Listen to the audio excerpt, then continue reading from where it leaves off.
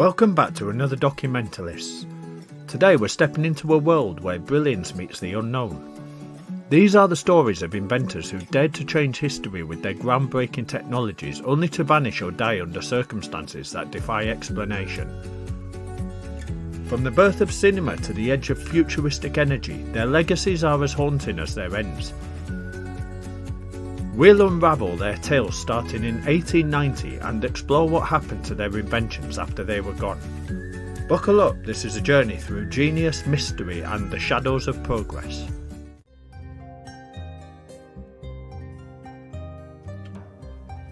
Our story begins in 1890 with Louis Le Prince, a Frenchman whose vision gave us the movies.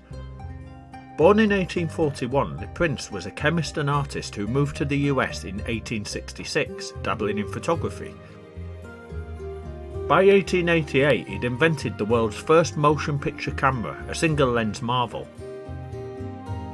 That year, he filmed the Roundhay Garden scene in Leeds, England, capturing 2 seconds of history, the oldest surviving film. It was a leap ahead of Thomas Edison's kinetoscope, poised to revolutionise entertainment, but fate had other plans. On the 16th of September 1890, Le Prince boarded a train from Dijon to Paris. He'd just visited his brother and he was heading to the US to patent his invention. He waved goodbye and he vanished. The train arrived without him, no body, no luggage, nothing. What happened to the father of film? Theories swirl like a dark script. Did Edison, the future king of cinema, orchestrate his disappearance to steal the spotlight? Or was it personal, his wife Elizabeth's affair with his assistant hinting at a deadly family plot? No evidence pins it down. His patents? He'd secured a US patent in 1888, number 376247. But after his death, his family, Elizabeth and his son Joseph, fought to claim it. They sued Edison in 1897, accusing him of theft, but the US Patent Office crowned Edison the victor. Le Prince's work was buried, only rediscovered decades later as history's unsung pioneer. Next, we sail to 1913 and Rudolf Diesel, the man whose engine powered the modern age. Born in 1858 in Paris, Diesel grew up in Germany, studying engineering with a dream of efficiency. In 1892, he patented the diesel engine, compression ignition that outstripped gasoline and steam. Ships, trucks and even early cars ran on his design, threatening oil barons and sparking industrial upheaval. On September the 29th, 1913, Diesel stepped aboard the SS Dresden, bound for England. He never made it. Last seen that evening, Diesel's cabin was found untouched the next morning. On October the 10th, fishermen pulled a decomposing body from the North Sea. Clothing and items matched his. Drowning, they said, but was it? Suicide from financial woes? An accident, or did oil tycoons, terrified of his engine's impact, silence him? Some even whisper German spies eyeing his tech for World War I played a hand. At 55, Diesel was gone, but his patents lived on. He'd secured them in 1892 and his company, Diesel Motorenfabrik, kept churning out engines. His family reaped royalties and his legacy fueled the world, quite literally. Mystery or not, his invention roared on.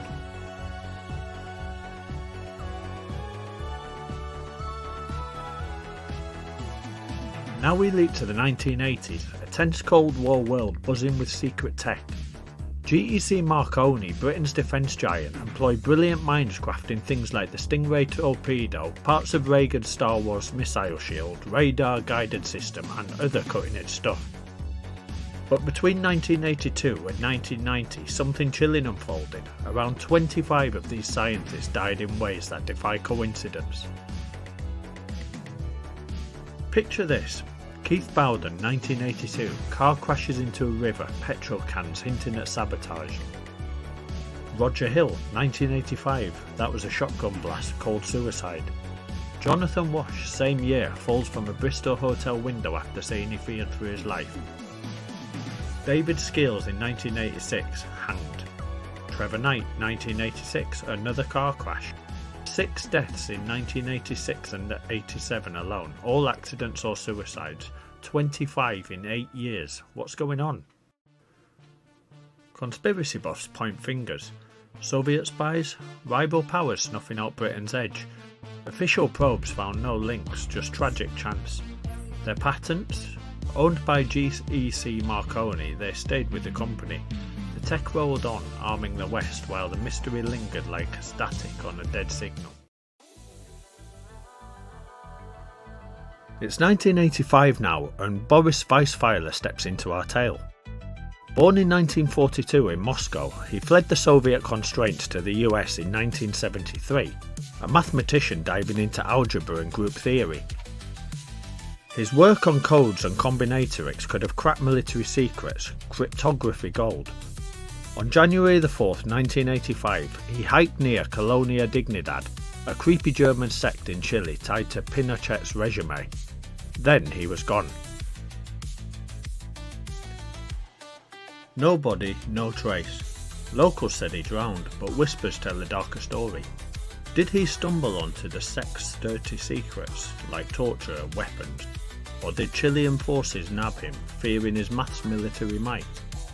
His Jewish roots might have sealed his fate under Pinochet. Declassified files tease a cover-up, but the truth's lost in the Andes. At 43, Weisfeiler vanished, leaving no patents, just papers. If his ideas bore fruit, they're buried in some classified vault far from public hands.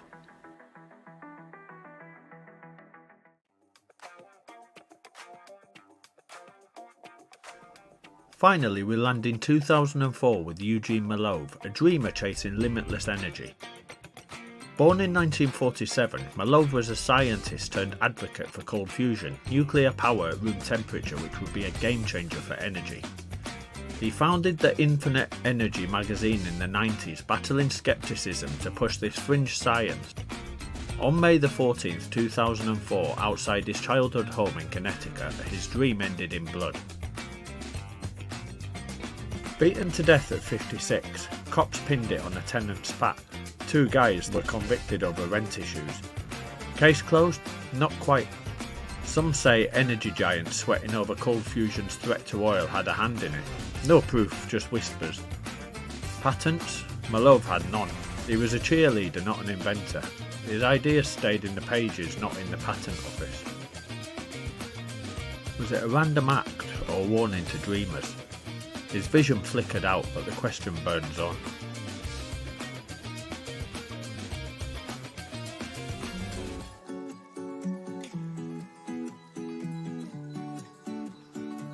From Louis Le Prince in 1890 to Eugene Mallove in 2004, these minds reshaped our world.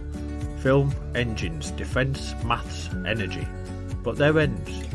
Vanishings, drownings, a chilling cluster of deaths, each a riddle wrapped in suspicion. Their patents tell a tale too.